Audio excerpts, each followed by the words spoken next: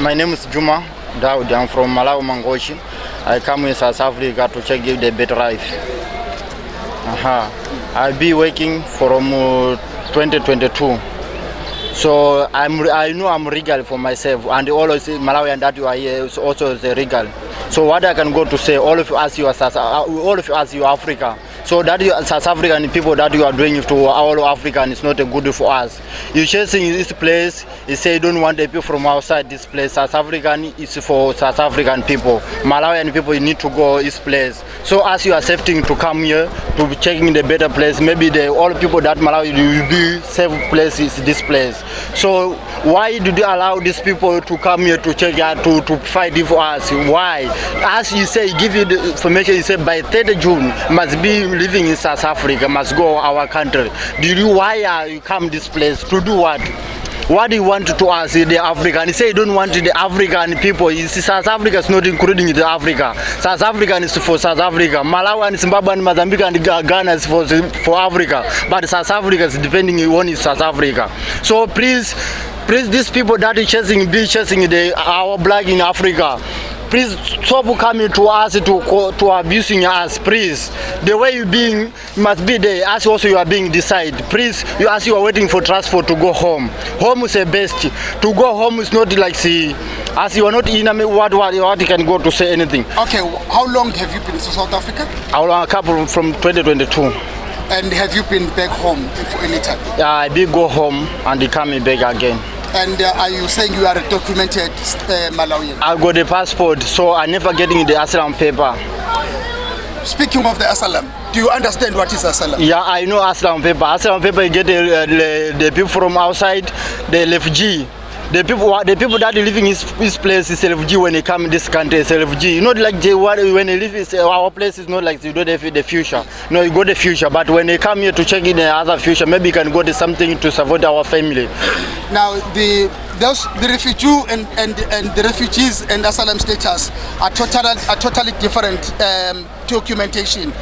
That has nothing to do with job seeking and all those things. Do you understand that? Yeah, I understand. Okay. But now, if that is the case, how do you come in and out of Malawi without proper papers? Now South Africa is not even in the borders of Malawi, but you have managed to come down to South Africa crossing different borders. How did you manage? How did you manage to come to South Africa? No, you pass it through the border.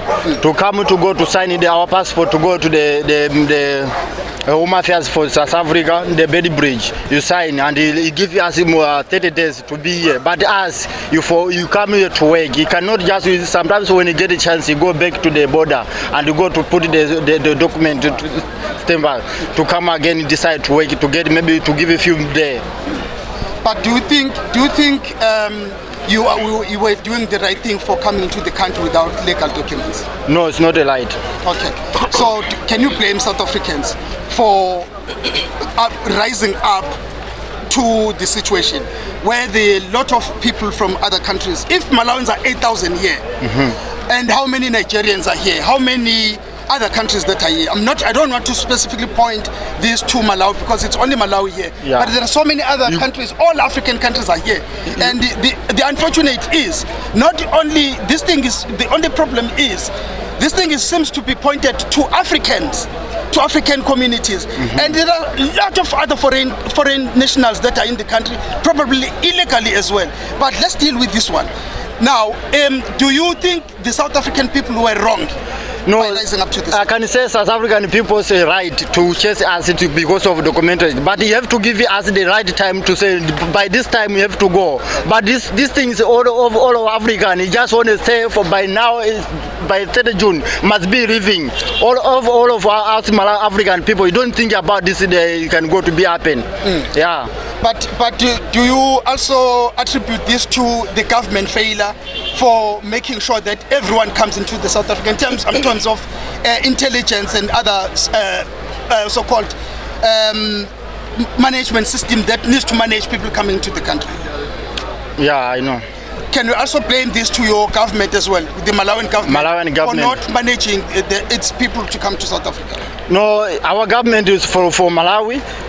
I cannot blame him because he never stayed the border to come allowed to come in South Africa. But that I can blame the people that be the border to allow the people that go to South Africa. You have to check the people that don't have a document and the people that have a passport there to allow to come to South Africa. And one is things that I can blame with the Malawian government that they allow the people that is coming again. Here you see we got a problem and they allow to come the people, other people decide again. What do you want again? Are you trying to say that the people in border have been benefiting from you coming into the country? They must stop all the borders. Yeah, must stop. We must stop all borders. Must not come allowed down now. Any border must not open. Must leave the people that is going home. Not allow the people that is coming here. You got the filers here and not allow the people to come again decide. Can it happen that when you were crossing the border you had to pay something so then you could be allowed into the country? The border that you have to pay something on a South African country, the border. But the other country they don't pay anything. You just want to show the passport. But here the South African border you have to pay something to come in. Yeah, to come in. And police. To bribe the police. Yeah. Amapoyisa and amasosha nabo bonke nabanya abahlala emngceleni yabo labantu abahlala emngceleni ibona abantu abaletha abantu la eMzansi bayakhokhelwa ngaphandle ukuthi ba process amaphepha ngendlela right. Uyabona njengoba ngisho ukuthi abantu abasemngceleni bakhokhelwa uchaza ukuthi la bantu bala la abakhokhelwa kusho ukuthi abanalutho ke laba bantu kusho ukuthi babajombisa khona la emzini yabo laba abangakhokhelwe abagibela amabhasi ibona abahamba straight abanama passport ibona futhi abanikezwe insuku su30. Mhlambe ke my last question will be, what is your message to the South Africans? The message should not be a message of provoking the South Africans whilst they are in their country. What would be your message? Not as South Africans, but to all Africans that are here. My message to South African that I can go to say to the government of South Africa.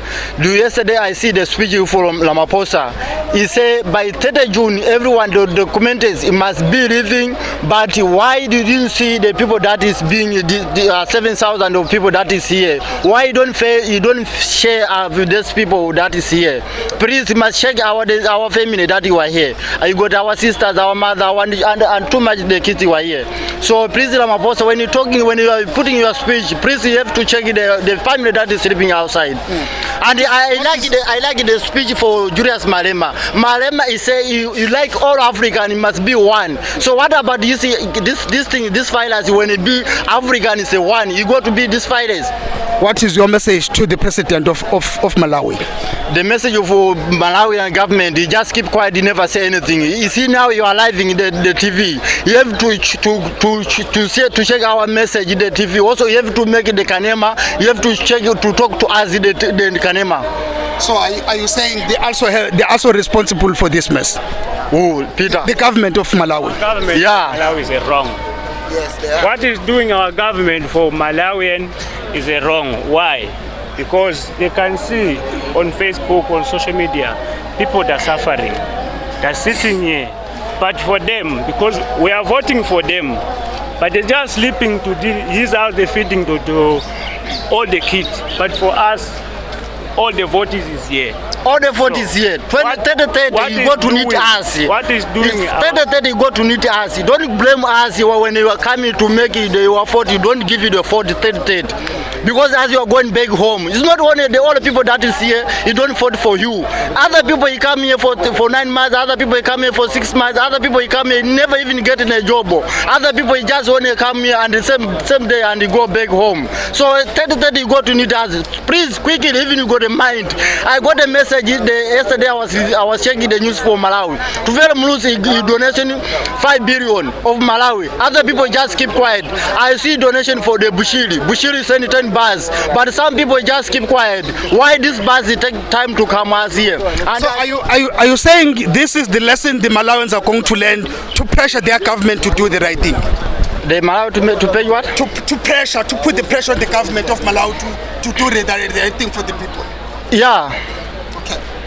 My name is Tembe Zongema, a DA KZN provincial leader. We are here at Sherwood to do an oversight here in Sherwood where they are our African brothers. The reason we are here also is that our councillor Warren Bell has been on the ground ensuring that he is assisting in terms of providing the basic services in this site after there was an outcry that these people, our African brothers have been just left there unattended. It was also interesting to hear the mayor himself stating that the DA councillor has been on the ground since day one, 24/7. He even urged us to bring the councillor Warren back to this ward. But this situation could have been avoided because there were marches that were happening across the city and nobody took in charge to ensure that they deal with those marchers. They questioned them and the police were nowhere to be found in terms of mitigating the situation. So today we are here, we are facing this situation, but what is good about the Democratic Alliance is that we are always on the ground, and at the stage now all eyes are on us to do something, yet we are not in government. Even in eThekwini we are not in government. If the mayor noticed that there were marches around eThekwini, he could have stood up with Metropolis, engage Home Affairs so that they will try and mitigate the situation. It didn't happen. We've been hammering in eThekwini to say there are these marchers that are going around knocking on the doors asking people the papers. Nobody listened in that until there was an ultimatum of the 30th of June, and now everybody started being scared and then people started moving around to try to save themselves.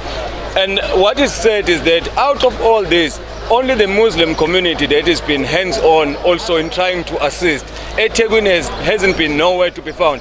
The Premier came here, the only thing that he said we'll put together a committee, but there is no indication what is this committee going to do to assist in the situation. We are now told that there is another site that has been prepared, and also there are buses from the municipality. We're not 100% sure whether there will be those buses or not, because promises are always made but not kept, to see if they will start taking people. But we had an engagement also with the Malawian High Commissioner, So they are also saying to us, they just received those news also, they're waiting to see it, but they promise to keep in touch with us. But on the side, I do have Diane Kolabana, the Member of Parliament and a constituency head, who might also want to add on what I've said. Yes, some of the issues that we're trying to deal with, our EXCO member, who is the caucus leader, Tabani Umthala, he's taking this on from every angle.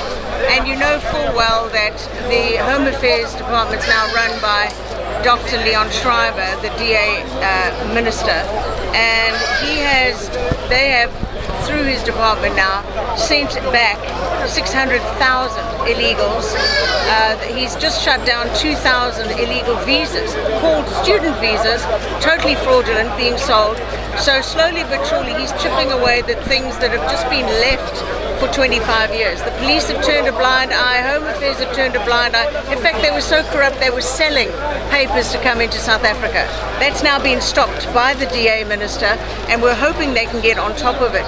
I have no problem with foreigners who have moved here legally here, but they have a problem if they're here illegally. They're here obviously to work, to try and save their families, but South Africa can't afford to basically feed and house and give hospital treatment to the rest of Africa. Our own people some of our children in the Eastern Cape are starving to death.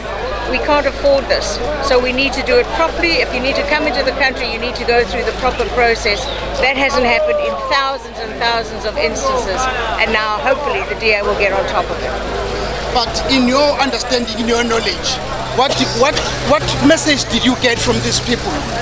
In numbers, we're now talking about 8,000 people that are here.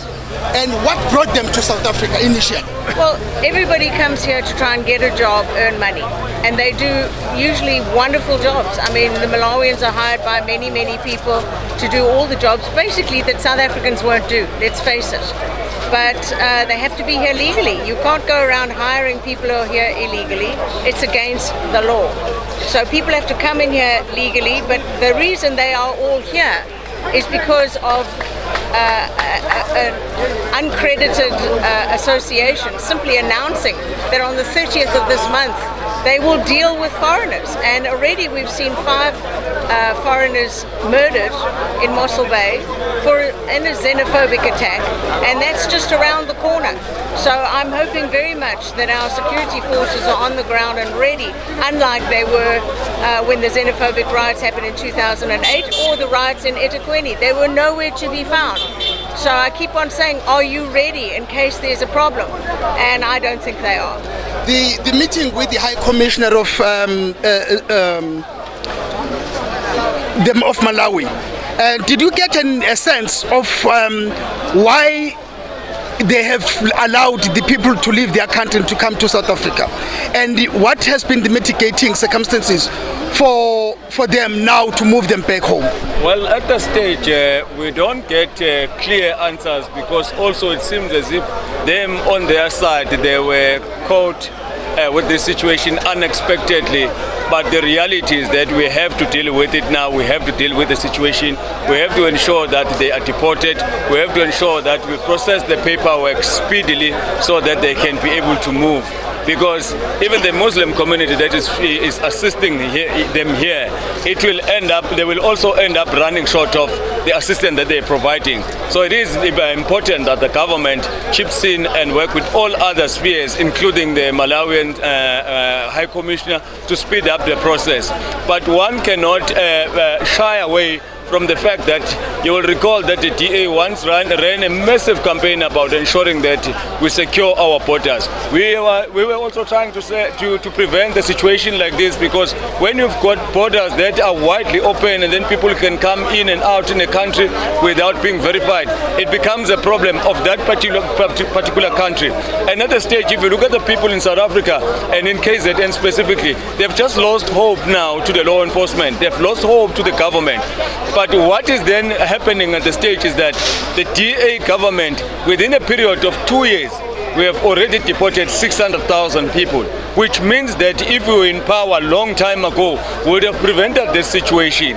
It's sad to say the government, who has been in power for 32 years, decided to do nothing about this situation until it gets out of hand. But people still believe that only the DA that can come in and assist. And we are here on the ground. We haven't seen any other political party besides the mayor that we've seen, and the premier who just came here and say they need to put together a committee that no one knows what that committee will be doing. So we'll continue to engage with the Zimbabweans High Commissioner so that we get the details on the ground rather than reading the stuff on the social media, because sometimes it's also dangerous to read the stuff on unreliable resources. That is why we decided to have a quick meeting with the Malawian Commissioner so that we keep updating each other and we can see how we can be able to assist them through our channels and through the office of the minister. 2 years in the GNU. What do you suggest? The disaster like this, will it require more than 2 years to be dealt with? As you're saying, the governing party has been in the power for 32 years. Let's be quite honest that the situation has been left for far too long, not being attended.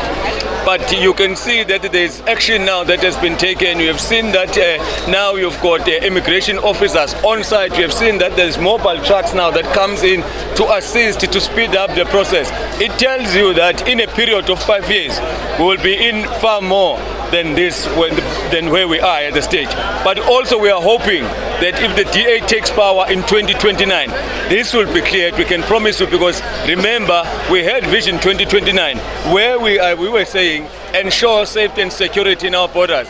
Ensure that you're using the modern technology to ensure that you secure our borders. Our countries are doing it and they're winning it. If other countries can do it, it means we can do it. South Africa has been perceived as an enemy of the world. Don't you think this, what is already happening now, is not infiltrated, is not an infiltration by the foreign forces that are trying to distract the South Africa and Africa so that it does not become a one continent? There's only one thing that I can say. I don't want to speak much on what people are thinking. Let's have evidence on the table. Let's have something tangible to be able to navigate and being able to tell a true story rather than saying our perceptions. Very true. But what we're looking at now is a disaster. And a disaster cannot just happen. Somebody must have been manufacturing it from somewhere.